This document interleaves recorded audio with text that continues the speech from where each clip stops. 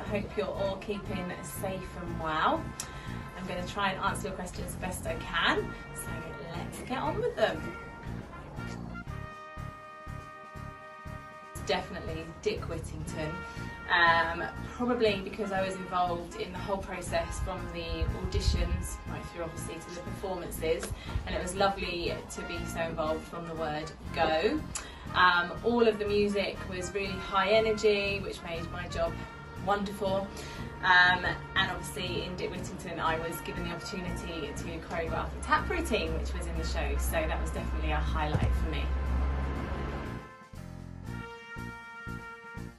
Okay, so my first steps to choreographing a number would definitely be to listen to the music, or all of the music if I'm doing more than one number for a particular show. Understand where the particular track comes in the show and what the routine needs to portray, if it's telling a particular story. Then I'd like to know who's going to be in the routine, so whether that's just dancers, cast and dancers, just so I know who I'm working with and their own abilities.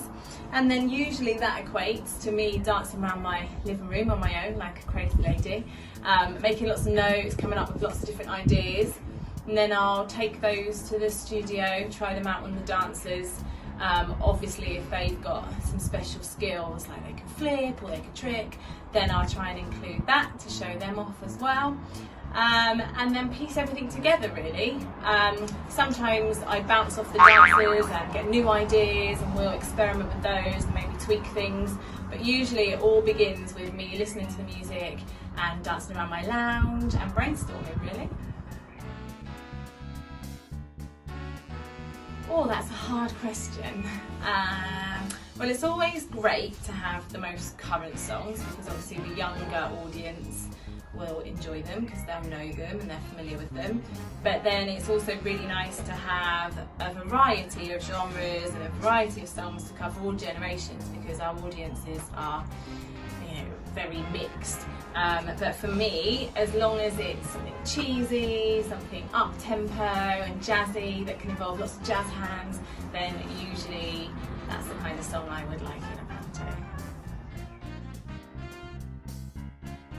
So I think inspiration comes from your own experiences. So for me, I've taken a lot of my inspiration from various teachers, tutors, my own students and dancers that I've worked with professionally.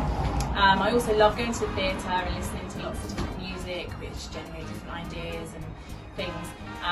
But usually I get my inspiration from the music, and the music kind of leads me to the choreography.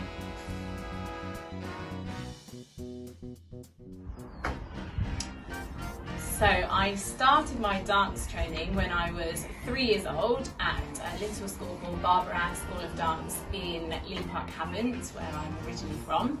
Then I went on to Iris Barnes School of Dance in Portsmouth. They were both a fantastic start to my performing career.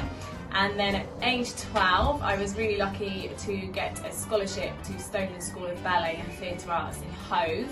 And I left home and I went and attended Stonelands full time, so I lived there, trained there, studied there. And then at 16 I successfully auditioned for Bodywork Company Dance Studios in Cambridge, where I completed my 3-year professional training before graduating. So this was a really easy question for me. My favourite dance genre has to be tap. It's my baby, definitely my favourite form of dancing. One I love to do myself, and one I love to teach, and one I love to choreograph. So my favourite job when I was performing professionally would definitely have to be my 7 years on board the various cruise ships. I obviously was doing what I loved, seeing the world, getting paid for it, and I was involved in some really, really fantastic shows.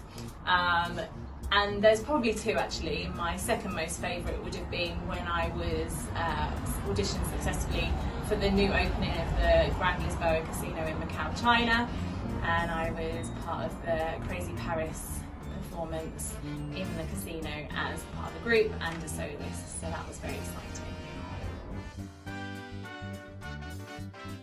So when I'm not in Pantoland, I run my own performing arts school in Wimborne, so Main Stage Performing Arts. We've got over 200 students, so they keep me nice and busy, and I miss them lots and lots during this isolation at the moment. So I teach, I obviously do the general running of the school, and we do lots of outside performances as well, so I'm quite heavily involved in choreographing those. I'm still using all my choreography experience even when I'm not choreographing panto. And other than my job, I'm being a mummy and a partner. So yeah, I'm a very family orientated girl as well as career minded. So a good mix of the two really keeps me happy. Mainly entertaining my very, very active 4-year-old daughter. I'm sure some of you can relate. So we've been doing lots of baking, lots of colouring, aqua beads, doing our daily exercise, general things that a 4-year-old likes to do. And alongside that, I've also been continuing with my teaching on Zoom and catching up with all the little jobs that we never have time to do. So I hope that answers some of your questions. Thanks again for the fab questions, and I hope to see you all back at the Tivoli this Christmas. Thank you.